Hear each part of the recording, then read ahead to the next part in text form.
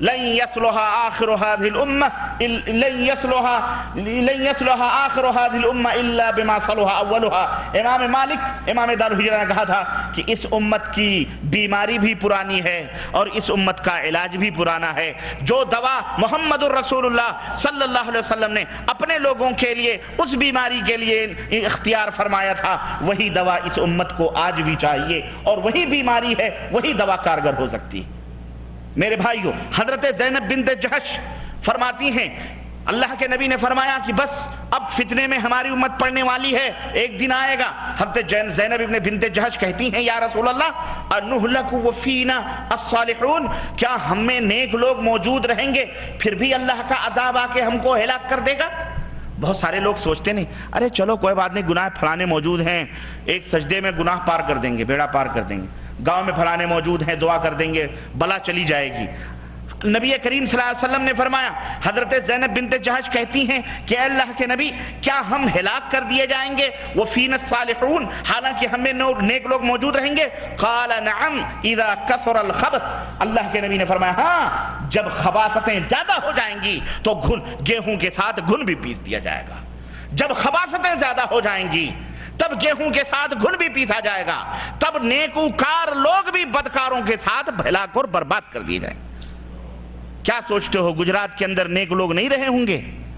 صالح لوگ نہیں رہے ہوں گے؟ نہیں رہے ہوں گے؟ رہے ہوں گے۔ میرے بھائیوں، میں نتیجہ ابھی یہ حدیث صحیح بخاری کی ہے، اور یہ بنی اسرائیل جو تھے اللہ نے فرمایا وہ گناہ کرتے تھے نا، کتنے گناہوں میں ملوث تھے؟ آؤ 2-3-4 گناہ موٹے موٹے بیان کے میں ختم کروں۔ نمبر 1، وہ لوگ اپنے بزرگوں کے بارے میں غلو کرتے تھے، ان کے اندر جو نیک لوگ تھے، صالح لوگ تھے، ان کے اندر غلو کرتے تھے۔ اللہ نے فرمایا یا اہل الکتاب لا تغلوا فی دینکم، یا اہل الکتاب لا تغلوا فی دینکم غیر الحق، اے اہل کتاب، اے یہودیوں، اے نصرانیوں، اپنے دین میں غلو مت کرو۔ غلو کس کو کہتے ہیں؟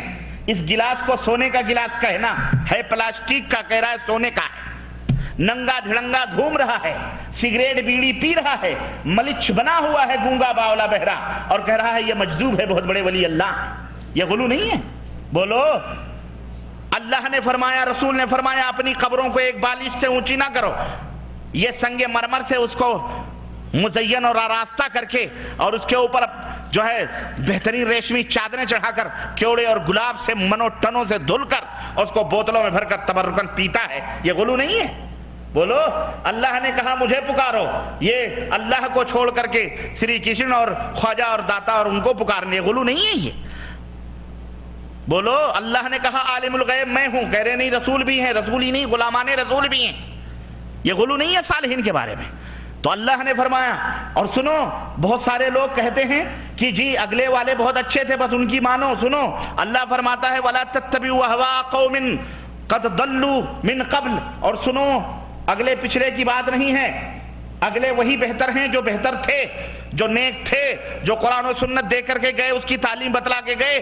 ہر اگلا اچھا نہیں ہوتا، اگر ہر اگلا اچھا ہے تو قابیل سب سے اچھا ہے جس نے حابیل کو قتل کیا، اور ابلیس لعین اس سے بھی اچھا ہے کہ نہیں؟ ارے جب ماننا ہی ہے پرانے کو تو وہ بھی تو پرانا ہی ہے، تو پرانا دلیل نہیں ہوتا، پرانا اچھا ہو تو دلیل ہوتا ہے، لیکن پرانا برا ہو تو دلیل نہ، اس کو دلیل میں پیش کرنا چاہیے۔ اس قوم کی یہودیوں کی ایک بہت بڑی لعنت یہ بھی تھی کہ وہ تو دین میں غلو کرتے تھے، نیکوکار لوگوں کے بارے میں بغیر حق کے غلو کرتے تھے۔ دوسرا یہ کام کیا تھا کہ ہمارے باپ دادا یہی کرتے آئے ہیں، وہ گمراہ لوگوں کے پیچھے چلتے تھے۔ اللہ نے فرمایا وَلَا تَتَّبِعُوا أَهْوَاءَ قَوْمٍ، اور جو قومیں گزر چکی ہیں تم سے پہلے، اس قوم کے نفسانی خواہشات کے پیچھے مت چلو۔ کیوں؟ وہ خود بھی گمراہ تھے، وہ خود بھی گمراہ ہوئے، دوسروں کو بھی انہوں نے گمراہ کیا۔ سورہ مائدہ آیت نمبر 77 کے اندر اور 78 کے اندر آپ اس کو ڈھونڈ سکتے ہیں۔ اللہ کے رسول صلی اللہ علیہ وسلم نے فرمایا یہ قوم اس طرح غلو کرتی تھی کہ لعن اللہ الیہود والنصارى اتخذوا قبور انبیائہم وصالحیہم مسجدا، اللہ کی لعنت ہو یہودیوں پر، اللہ کی لعنت ہو ان مسیحیوں پر، ان کرسچنوں پر جنہوں نے اپنے نبیوں اور اپنے بزرگوں کی قبروں کو عبادت گاہ بنا لیا۔ یہ برائی ہمارے اندر موجود ہے کہ نہیں موجود ہے؟ اگر موجود ہے تو پھر سنو وہی ہے لعنتی ہیں لوگ، جس طرح سے یہودی لعنتی ہوئے اور پست اور ذلیل ہوئے، اسی وجہ سے ہم بھی پست اور اگر چند اچھے ہیں تو گیہوں کے ساتھ گھن بھی سمجھ لو پورے۔ ابھی میں بتاتا ہوں، سنو، پوری دنیا کے اندر آج جتنے انداز میں قبریں پوجی جا رہی ہیں، صرف بھارت کے 36 کروڑ ان پجاریوں کو جو 36 کروڑ خداؤں کو پوجتے ہیں، وہ کم پڑ جائیں گے اگر مصر اور جزائر اور تیونس اور مغرب اور یا پورا افریقہ اور امریکہ یا برطانیہ کے اندر جہاں بھی یہ کچڑے ملچ مسلمان مشرک موجود ہیں، قبر پرست ڈھولک اور تاچے اور گانجے اور بھانجے اور قوالیاں والے جوڑ لیا جائے تو 36 کروڑ سے کہیں زیادہ معبود ان کے بن جائیں گے۔ میرے بھائیوں، یہی حرکتیں ان کی تھی کہ وہ لوگ غلو کرتے تھے نیکوکار اور صالحین کے بارے میں۔ دوسرا ان کے اندر کیا تھا؟ دوسری بیماری، دوسرا گناہ ان کا کیا تھا کہ وہ آپس میں تفرقے بازی کرتے تھے، پارٹیاں بناتے تھے، وہ خود بھی آپس میں فرقے میں بٹے ہوئے تھے۔ اللہ عز و جل نے فرمایا اپنے بندوں کو، اس نبی کی امت کو، کہ لا تکونوا کالذین تفرقوا واختلفوا من بعد ما جاءهم البینات، کہ اے مسلمانوں ان کی طرح نہ ہو جاؤ جنہوں نے دلیلیں پانے کے باوجود بھی اختلاف کر کے ٹکڑے ٹکڑے بن گئے۔ دلیل موجود ہے، رب کا قرآن ہے، نبی کا فرمان ہے، پھر بھی کہہ رہا ہے نا میرا مذہب یہی ہے، میرے مولانا یہی فرمان ہے، میری پارٹی یہ کہہ رہی ہے، میری جماعت یہ کہہ رہی ہے، میرے فلانے یہ کہہ رہے ہیں۔ یہی کام ان یہودیوں کا تھا، وہ بھی یہی کرتے تھے۔ اللہ تبارک و تعالیٰ نے فرمایا ان کی طرح نہ بنو۔ اسی طرح سے نبی کریم صلی اللہ علیہ وسلم فرماتے ہیں افترقت الیہود والنصارى علی 71 فرقہ، 71 فرقوں میں یہودی بٹے ہوئے تھے۔ اے میری امت کے لوگوں، تم ان فرقوں میں نہ بٹنا۔ اللہ نے فرمایا وَاعْتَصِمُوا بِحَبْلِ اللَّهِ، اللہ کی رسی کو مضبوطی کے ساتھ پکڑے رہنا، ٹکڑے ٹکڑے نہ ہونا۔ اللہ فرماتا ہے ایک کام ان کا یہ تھا تفرقے بازی۔ آج ہم میں تفرقہ نہیں ہے، بولو ہے تفرقہ کی نہیں ہے؟ مسجد بانٹی ہے ہم نے کہ نہیں بانٹی ہے؟ برا نہ لگنا چاہیے، یہ وہ کڑواہٹیں ہیں جن کی کڑواہٹوں کو آج ہم محسوس کر رہے ہیں، اور یہ بھولے بھالے مسلمان محسوس کر رہے ہیں، اور سب نہیں، بہت سارے ہوشیار بھی ہم میں تھوڑی سی داڑھی بڑھا لی، تھوڑا سا لکھنا پڑھنا جان گئے، قلم لگا لیا، مولوی کے بغل میں بیٹھنے لگے، وہ بھی علامہ اور مفتی بولے جانے لگے، مسجدوں کے ٹرسٹی بن گئے، تو ایسا لگتا ہے ان کے باپ کی مسجد ہے، چاہے ایک اینٹ کا بھی پیسہ ذلیل نہ دیا، اور بورڈ لگاتا ہے فلانے کی اجازت کے بغیر یہاں تقریر نہیں ہو سکتی، فلانے کی اجازت کے بغیر یہاں کوئی بیان نہیں ہو سکتا۔ کیا حرکتیں ہیں یہ؟ فلانی مسجد، وہ فلانی مسجد، وہ ڈھکانی مسجد۔ تم اس مسجد میں جا کر کے کبھی نماز پڑھو اور تمہاری حرکتوں کو دیکھ لیں، کہیں گے اس کو ہٹاؤ، اس کو ٹائلز دھلو، یہ خنزیر آیا ہوا، استغفر اللہ۔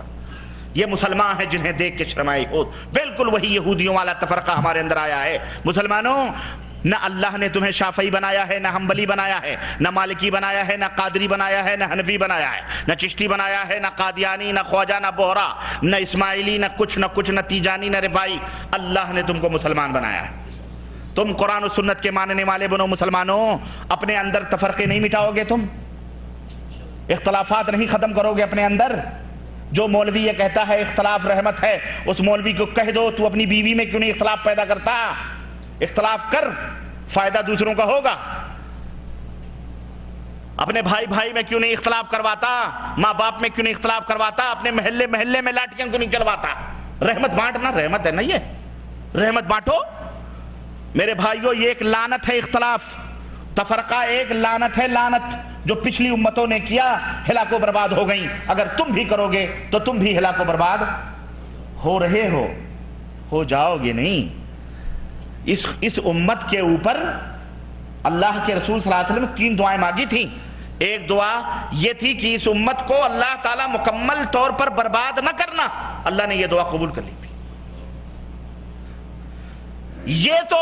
یہ قبول کر لی کہ جس طرح پچھلی قوموں کے اوپر اللہ کا عذاب آیا اور الف سے لے کر یا تک ہلاک ہو گئی، نبی کی یہ امت اس طرح ہلاک نہیں ہوگی۔ اللہ نے فرمایا ہم ان کو دھیرے دھیرے ماریں گے۔ اب دیکھو عذاب میں کون ملوث ہے پوری دنیا کے اندر؟ یورپ، امریکہ۔ آپ نے یورپ دیکھا ہے؟ بہت سارے لوگوں نے دیکھا ہوگا۔ بندے ناچیز کہنے کا مطلب یہ نہیں ہے کہ میں دیکھ کے آیا ہوں تو بتلا رہا ہوں کہ میں بھی گیا تھا، لیکن بڑا افسوس کر کے آیا۔ دیکھا ہم نے یورپ، دنیا کی جنت میں وہ رہ رہے، انہیں نہ کوئی غم ہے نہ کوئی افسوس ہے۔ واللہ جس مشاکل اور جن پریشانیوں میں ہم جی رہے ہیں اور ان ذلیلوں نے ہمارے اوپر مشقتیں ڈالی ہیں، وہاں تو تیمم کرنے کے لیے تم اگر دھول اور مٹی ڈھونڈو تو تمہیں دھول اور مٹی نہیں مل سکتی۔ اتنی ہریالیاں، اتنی نہریں، اتنے باغات، اتنی سرسبزیاں، ایسا کلائمیٹ، ایسے موسم، ایسا سکون کہ یہاں تو پی پی پی پی کر کے تم کو بجاتے ہیں، وہاں تمہیں ہارن کی آواز تک نہیں سنائی دے گی۔ وہ اپنا عیش و عشرت میں مست ہیں، اور جہاں مسلمان ہیں وہیں پریشانی ہے کہ نہیں ہے؟ یہ ذلتیں یہ کیوں ہیں؟ یہ میرے بھائیوں یہ ہماری اپنی بدعمالیاں ہیں، یہ ہماری اپنی بدعمالیاں ہیں، اس وجہ سے ہیں۔ سنو، تفرقے بازیاں ہیں، ہم ایک پلیٹ میں کھانا نہیں کھا سکتے، محلے میں ہم ایک ساتھ مل نہیں سکتے۔ یہی مملکت سعودیہ عربیہ ہے، آپ دیکھو کسی بھی مسجد میں چلے جاؤ، کوئی بھی شخص چلا جائے نماز پڑھتا ہے کہ نہیں پڑھتا؟ کہیں کوئی بورڈ لگا ہے یہاں پر کہ یہ تقریر کرے فلانے نہ کرے؟ آپ یہاں سوچتے ہو فلانے امام کے پیچھے پڑھیں یا فلانے امام کے پیچھے؟ بولو، سوچتے ہو؟ لیکن ہمارے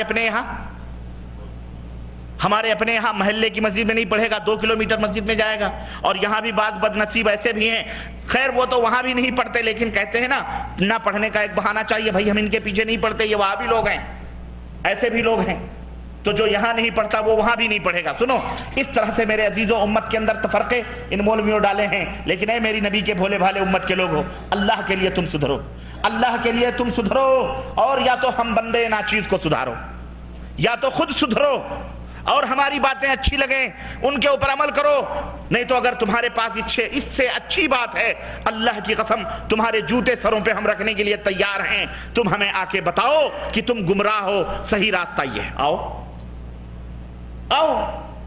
یا تو خود سدھرو، لیکن یہ تفرقے مت کرو، یہ فرقے بندیاں مت کرو، یہ ٹولیاں مت کرو، تم ہمیں اپنی مسجدوں میں کھڑا کرو، تمہارا مولوی ہماری مسجد میں آئے، تقریر